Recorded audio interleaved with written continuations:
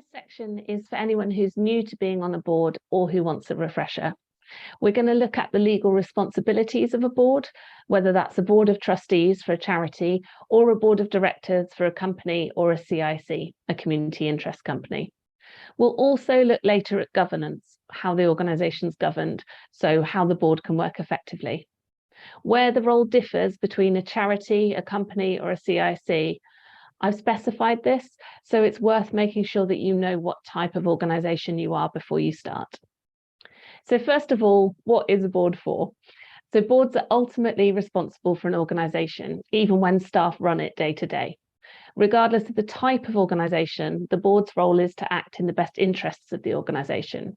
So for a commercial company, the best interests of the company is usually to make lots of money. So the directors make the decisions they think are best for the success of the company. Most arts organisations, whether they're a company, a CIC or a charity, will usually have a particular purpose related to the arts or education or community. So although the board will still consider the financial security of the organisation, ultimately acting in the best interests of the organisation includes making sure the organisation fulfills its purpose. I'm just going to share this with you. So what does the board do? They oversee the organisation, working in its best interests to make sure that it fulfills its purpose. And often these purposes, they're sometimes also called objects. Often they're written into the organisation's governing document. And in that instance, it's a legal responsibility of the board to make sure that the organisation fulfills those and they consider them in all decision making. So you need to find out what those purposes or objects are for your organisation. I've just put a few examples here so you can see the type of thing. If you're a charity, the board's also responsible for making sure that everything the organisation does is for public benefit, and for a CIC, making sure that the community you were set up for benefits.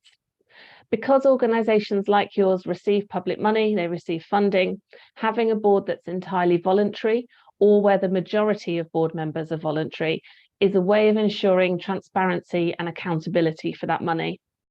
Being on a board's a brilliant thing to do because you're not just in it for personal gain. It's about making the world better through your organisation for the public or for the communities that you serve. And it also means that you're providing checks and balances for the organisation and making decisions about how funding is used in the best interests of the organisation and its beneficiaries, the people you benefit. So getting to know your organisation, seeing its achievements in action, connecting with the people that it's for, all of those are a really important part of being a board member, particularly as you get to know the role. So your responsibilities are set out in 3 places. The first place the responsibilities are drawn from is for charities, the Charities Act and the Charity Commission, or the Companies Act and the CIC regulator, depending on the type of organisation you are. So whatever you do as an organisation needs to sit within the laws relating to charities or companies and the regulators that enforce those. And that doesn't mean you need to read every line of the Charities Act top to bottom. It's about if you're doing something significant, like changing or closing the organisation, or a serious problem arises, then you can consult there to make sure that you're following the law. And then the second place your responsibilities are drawn from is your organisation's governing document. So that might be called an Articles of Association, or it might be called a constitution. And as well as usually including those purposes or objects that we talked about, this document also lays out things like how board members are appointed, how meetings should be held, and if and how you can make changes to the organisation. This says what you can and can't do as an organisation, so it's worth getting to know the document. It will be in old school kind of legal speak, so it might be something where you talk it through as a board and then you put together bullet points of the key information in it.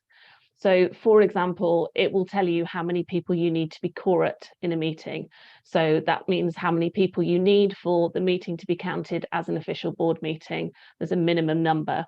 How many you need to be able to go ahead for the board to make decisions and to vote. And then the third place that your responsibilities are laid out is in any board documents. So that might be a terms of reference or a board handbook, It might be in policies that relate to the board, code of conduct. If your board doesn't have these yet, I've included a folder of templates in the resources for this training, and it's worth making sure that your terms of reference or your board handbook is checked against the governing document so that you know you're following all those legal requirements. In terms of what board members actually do, you've got 4 main responsibilities. Number 1, acting in the best interest of the organisation, we've talked about. Number 2 is to manage resources responsibly. You're looking after public money, and so should be able to show that you've had sufficient information, that there was clear decision making and appropriate procedures were followed. You'll need to manage risk for the organisation, usually through a risk register, which is like a risk assessment for the whole organisation, and to prevent conflicts of interest, so your personal interests don't get in the way of the best interests of the organisation. There's a risk register template and a conflict of interest policy template in the resources with this training. So that's those first 2 responsibilities.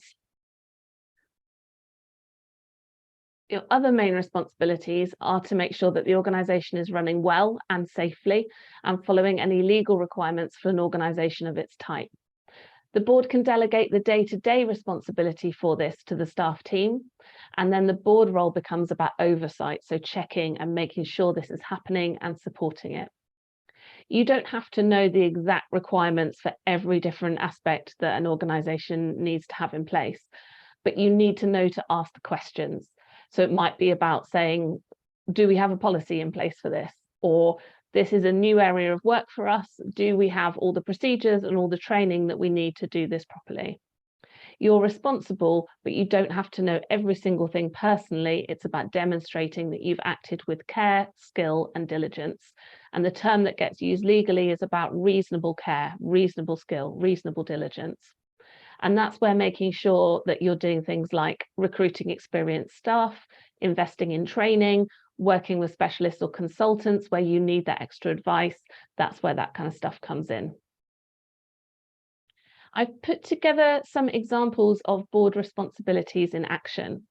These slides are available as a resource for the training, so I'm not going to read through every single line of this, but just to show you a couple of examples. So this first one, making sure the organisation has a clear plan and that it's benefiting the community, is something the organisation, the board, are responsible for.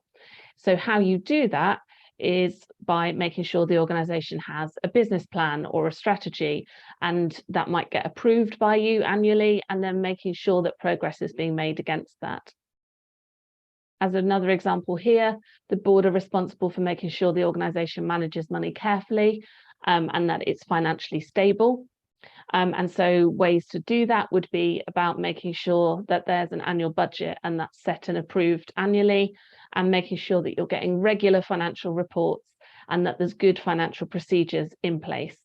And things like making sure you have a reserves policy. So your organisation is building up a reserve of money in case of unexpected things or emergencies. There's an example reserves policy in the templates provided, or you might already have one in your annual accounts. And then lastly, I've also included a couple of pages of kind of nuts and bolts stuff, one for charities here and one for companies. And these are the bare minimum legal things that you have to do as a company or a charity.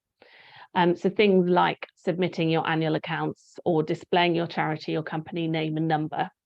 And on this one for companies, I've put in bold here, CIC 34 report, and this bit in bold here, the bits that apply only if you're a CIC, a community interest company.